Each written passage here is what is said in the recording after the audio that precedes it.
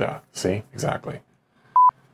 I'll start with a story, composite, but based on real companies that I've worked with. A 14-person production company, 4.2 million in revenue. The founder pulls 180,000 and they have a client list you'd recognize. Q4 hits, there's 3 concurrent projects, 1 slips, and now you're scrambling for freelancers, paying premium rates because of rush fees. There's 180,000 in unplanned overruns. The founder's now pulling 80-hour weeks for a month at a time. Finally, everything ships and the clients are happy. Now Q1 starts and the pipeline is empty because for 6 weeks, no one was selling. What looked like the disaster in Q4 wasn't the true disaster. That was just the moment the underlying problem became visible. At lower load, you just couldn't see it. 3 concurrent projects didn't create the problem, they just revealed it. That's what we're going to look at today. I've spent close to 20 years in media operations, including tapeless workflow rollouts, operations leadership, and now fractional COO work at Crestmonte. What I've seen repeatedly is that operational failure at content companies follows a predictable shape. 5 specific failure modes, 5 levels of operational maturity, and almost no one operating a content business right now can see them from the inside clearly. So today, we look at them from the outside. First, the maturity model, then the 5 failure points. Lastly, what level 4 looks like in today's age. If you took the STUDIO Diagnostic before you watched this webinar, go ahead and pull up your results. We'll come back to them at the end. If you didn't, the link is in the description. One thing up front, this isn't Ops 101. I'm not going to define utilization or a P&L for you. I'm going to assume you already know what those are. Today we're going one level deeper than what most operations content covers. Let's start with the model. 5 levels. I'll move fast through 1, 2, and 5, but spend some more time on 3 and 4 because that's where most of you live. At level 1, the founder is the system. Projects live in their head. Margin is felt, not measured. Freelancers come from the personal Rolodex. Decisions route through one person. These operations are typically under 1 million and 1 to 5 people. If your founder still personally sends final deliverables, you're here. One really bad month or long founder vacation could really hurt or even break the company. This is where most of you live, whether you know it or not. These companies have the tools. Monday, Frame, Slack, maybe an MSA template. But the tools work as task lists, not systems. Some processes are written down, some aren't. Project P&L is calculated after delivery, if at all. At level 2, freelancer rates are calculated ad hoc, project by project. The founder isn't doing all the work anymore, but every meaningful decision routes through them. Revenue is roughly 1 to 3 million, a few people, maybe up to 15 people. The clearest tell at this level, no one can tell you right this moment what the active margin to date is on any given project. And your freelancer rate sheet is just ask Sarah. And here's your ceiling. Around 3 million in revenue, you'll realize your tools weren't a system. And the next level of growth requires admitting that. This is the first level that earns the word operation. Tools talk to each other. Real-time WIP and margin visibility. Capacity planning happens as a calendar event, not a vibe.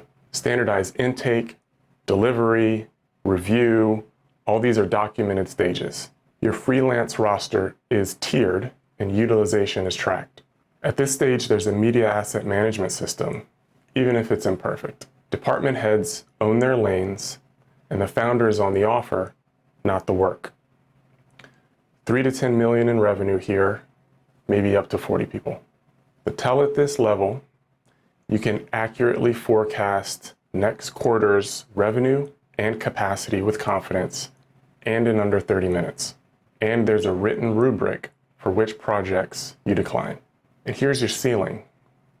The operation runs, but it doesn't compound. Every new service, every new vertical feels like you're totally starting from scratch. This is where AI and automation become structural, not optional. A level 4 company runs on leading indicators, not lagging. And pricing is built on utilization economics. You have named playbooks for every project type. Here, asset life cycles are managed from creation through archive with enforced discipline behind your metadata. AI automation is embedded in everything. Your search, review, archival, delivery, finance, capacity, everything. The founder makes decisions on system design, not execution, or a COO does. A level 4 is 10 to 25 million in revenue, 30 to 80 people. And here's your tell. You can answer what's our true cost per minute of finished content to the penny by service line. The ceiling here is that the next jump requires productizing the operation itself. And most founders aren't temperamentally suited to do it. Operations is the asset at a level 5 company. SOPs, training, playbooks, these are all valuable IP. A mid-level manager manages a team of bots that produces the output equivalent of 100 people. New service lines launch from documented models in under 90 days. Margin is maintained or grown at scale, and the company is M&A capable, both as acquirer or target. Level 5s often have recurring or productized revenue alongside their services. Here, you're 25 million and up, 80 plus people. The tell here, the founder got hit by a bus, the company would close a new deal next Tuesday. And the ceiling, there isn't one. Your constraints here become capital, the market, and ambition. Now, pause the video. Take a second to write down one number, 1 to 5, which level you think you're at, if you haven't taken the quiz. Most of you wrote 3. Some of you wrote 4 if you've been working on systems lately. A few of you probably wrote 2. Respect for the honesty. Almost none of you wrote 1 or 5. What I see in actual engagements is different. Companies that think they're at level 3 are usually level 3 on pipeline because that's what they touch every day. They're usually 1 or 2 on finance and resource operations. Those are the 2 areas that the founder's usually thinking, finance handles that, my bookkeeper handles that, or we'll clean that up next quarter. That dimensional gap, being mature in one area and immature in the other, is where margin disappears. If you took the STUDIO Diagnostic quiz, you'll see 1 large composite score, but you'll also see 6 dimensional scores scored individually. Look at the 2 lowest. Those are your gaps. We'll spend the rest of this video inside those gaps. Pipeline visibility and WIP accounting. WIP stands for work in progress, a common term in manufacturing, construction, other operational companies, almost never used in content companies. That's a problem. Most content companies follow this model. Project gets booked, budget gets set, project manager runs the day-to-day, the close of the project, you see what you made. But costs book as they happen. Equipment rentals, freelancer invoices, you may even be allocating salary proportionally. At the end of the project, you close the books and you find out whether or not you made money. Or you never really find out because one project bleeds into the other and things get blurry along the way. By the time you see a project is bleeding, it's already bled. The metric you're not tracking is WIP margin. For each active project, what's the budget consumed to date versus the revenue earned to date versus the percent complete. Refreshed weekly, sometimes daily. At level 2, this doesn't exist. At level 3, it's weekly. At level 4, it's daily with automated variance alerts. What does the level 4 version look like? Friday WIP review, a standing meeting like a 20-minute brief with finance and project managers. Each active project gets a line.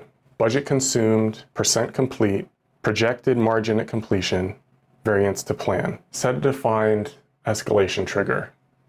typically variance above 15% at 30% complete or higher. When the trigger hits, the project moves from green to yellow, and a specific intervention happens. Descope, replan, escalate with the client, or absorb. Document the decision. That's the meeting. The piece here that earns the level 4 label is you don't compile this manually. Time tracking from Harvest, Teamwork, or Toggle, cost from QuickBooks or Xero, project status from Monday or ClickUp. An automation script normalizes the data into a single dashboard. By Friday at 9 a.m., the dashboard is current. The team spends 20 minutes in the meeting interpreting, not compiling. On top of that, an LLM or AGI watches your client email threads and Slack channels for scope creep language, like, can we also? What if we added? One more thing. Those phrases get added as scope creep changes before they become unplanned work. That isn't science fiction. This is what we build daily. Another composite from experiences. Studio with 5 simultaneous projects, founder's feeling good, so he books a 6th. 3 of the 5 projects are quietly 20% over budget. There's no WIP review, so the founder doesn't know. The team knows because they feel it, but everyone's head down trying to ship, so it doesn't get voiced. At delivery, blended margin lands at 12%. They quoted 35. That gap is about $250,000 paid in cash and freelance overages, other expenses, instead of being taken home as profit. That information existed in real time. The system wasn't designed to surface it. If your financial visibility score was 1 or 2 in your quiz, the Friday WIP review is the single highest leverage move you can do for your company right now. And the automations around it would be the second. Freelancer utilization versus true cost. Quick test. Pick a freelancer you've used more than 5 times in the last year. What's their day rate? You probably know it by heart. Now what's their true cost hitting your bottom line? Most content company owners can't answer that question. They're treating that line item as variable because that's how it shows up. Day rate times days equals cost. That's how it shows up. But that's not the true cost. True cost includes onboarding friction, usually about 4 to 6 hours of producer time per project. That's a very real cost. How often do your freelancers deliver work that doesn't have to be sent back for revisions?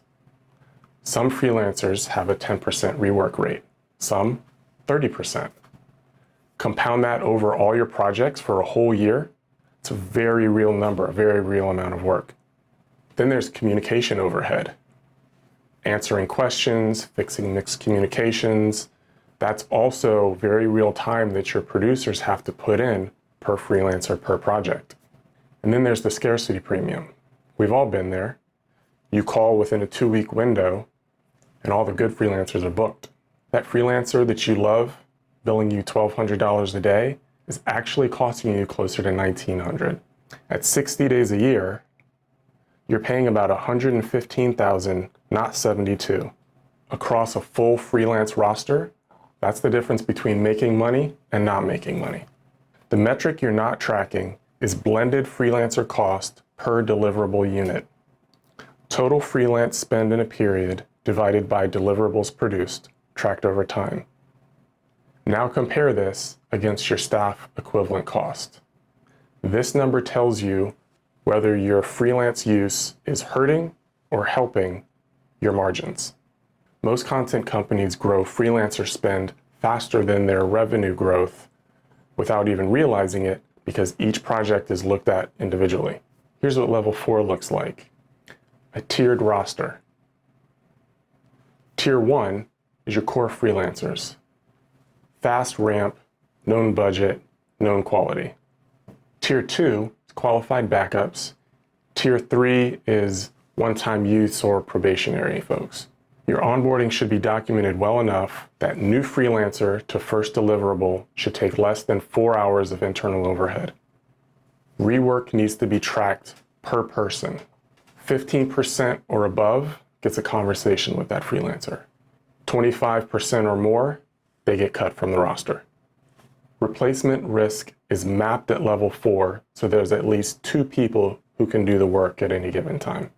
The AI layer at level 4 is rework classification. An LLM or AGI bucket classifies each comment as a brief issue, craft issue, or client preference shift. The system attributes craft issues back to the freelancer who produced the work on a weekly basis. You stop arguing over whether or not someone is fast but messy or whatever. You've got data now. The same model scores incoming briefs against your brief quality checklist. Message, audience, length, format, tone, end card, success criteria. If a brief is missing 2 or more of these elements, it gets flagged before production starts. Most rework on the back end traces to brief gaps on the front end. Catching the gap at intake is way cheaper than catching it in revision number 4. This leads us into failure point 3, review and approval cycles. Revision rounds can be the single largest hidden cost in content operations, and almost no one measures them. What's the average number of revision rounds on your projects? Pick a specific type, say short-form branded video. How many rounds do you do on average? Do you know? Could you say with confidence? Most of you honestly don't know. You have a gut feeling, but there's no data, no confidence. Here's the second question, arguably more important.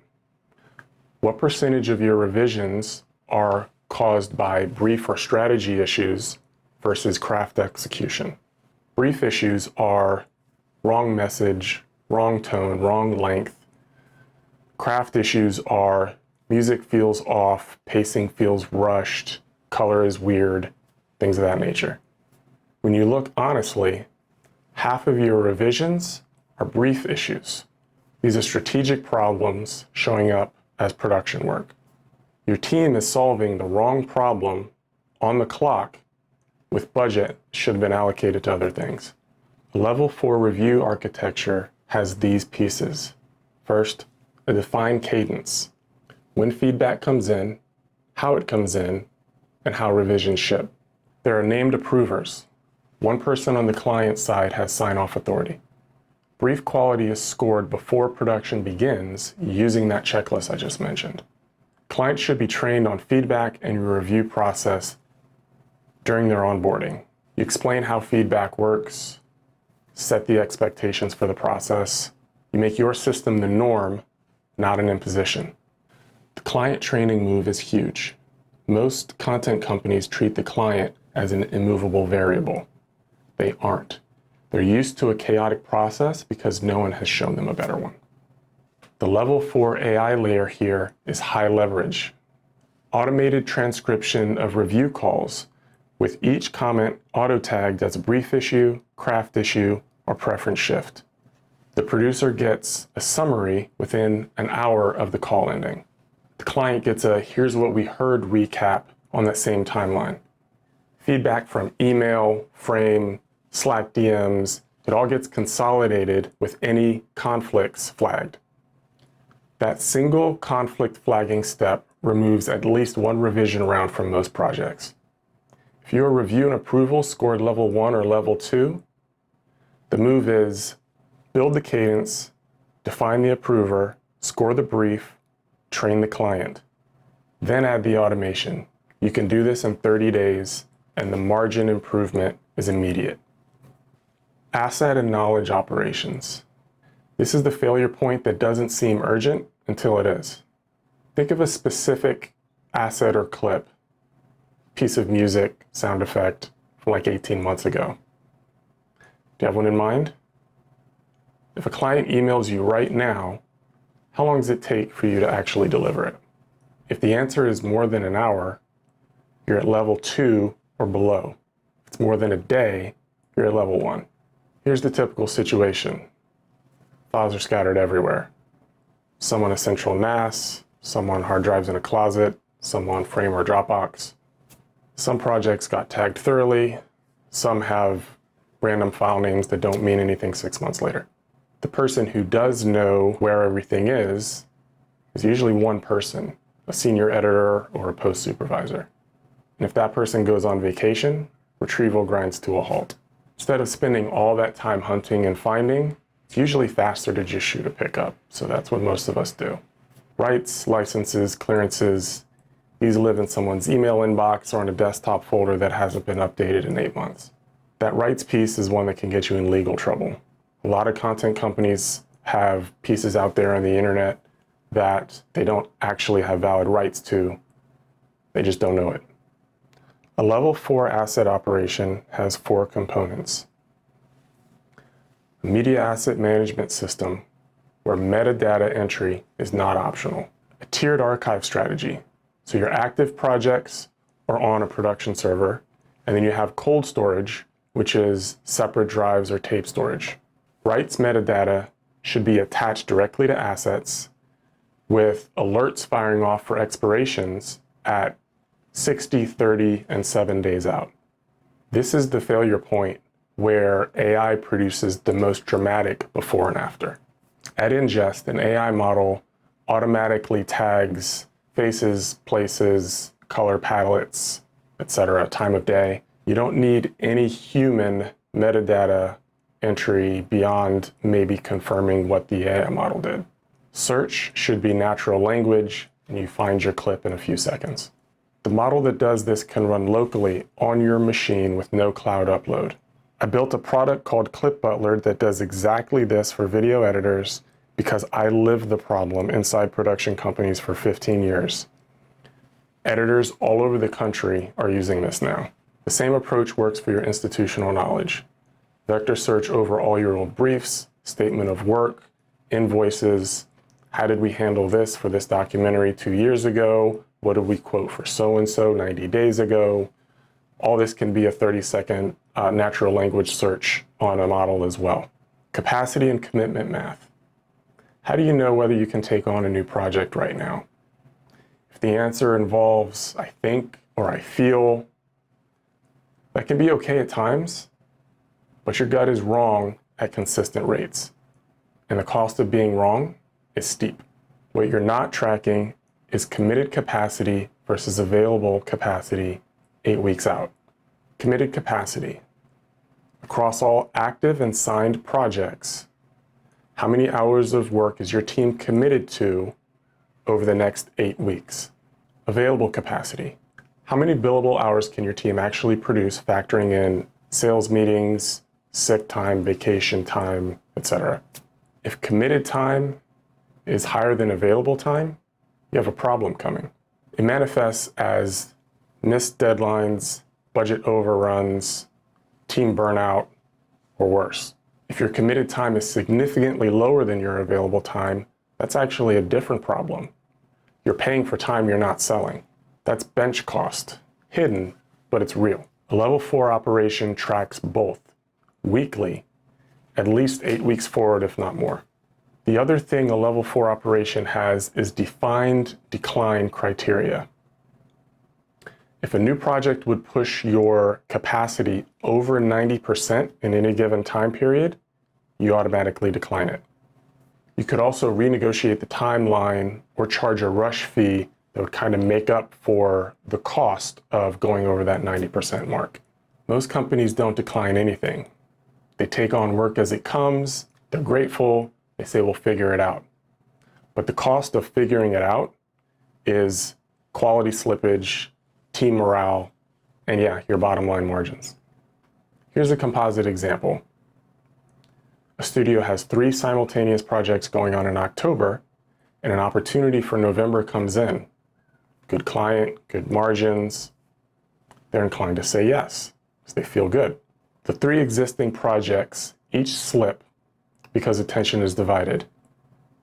2 go over budget. The 3rd lands with a negative 8% profit margin because the team is exhausted and rework is so high. In February, 2 senior staff give notice because they're burned out.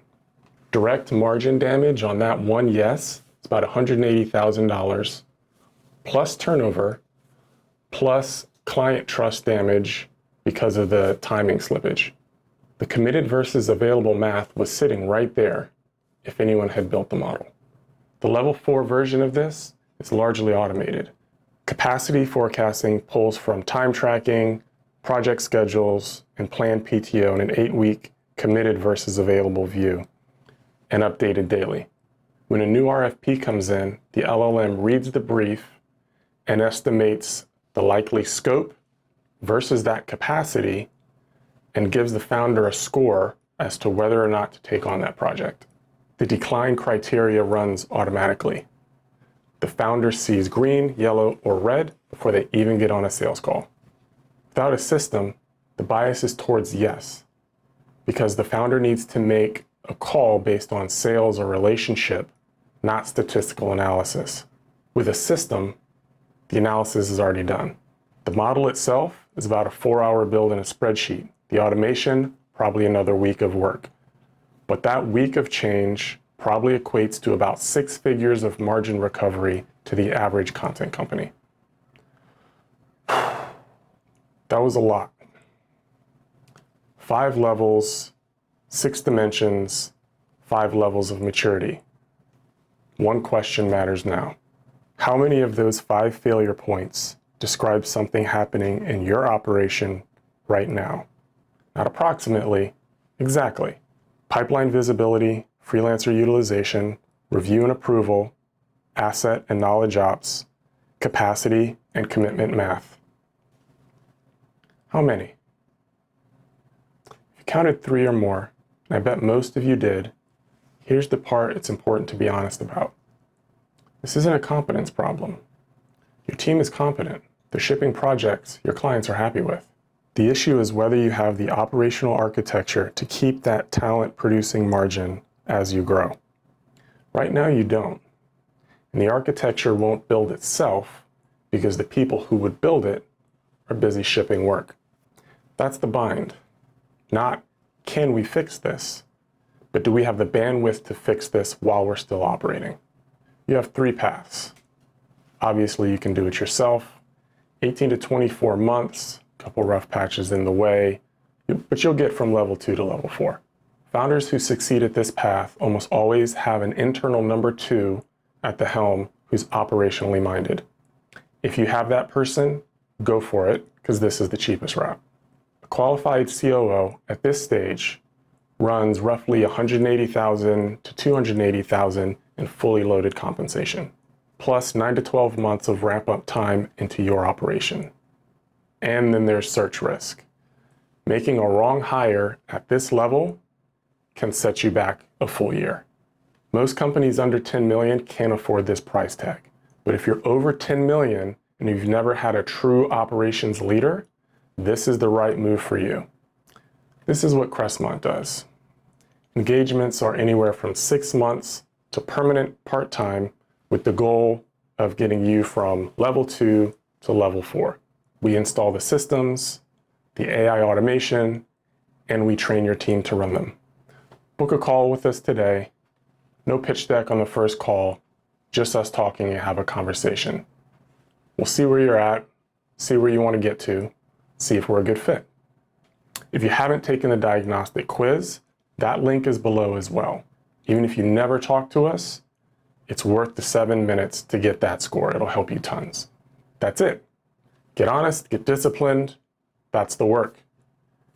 Thanks for sticking with me through this whole thing. I'll talk to some of you soon.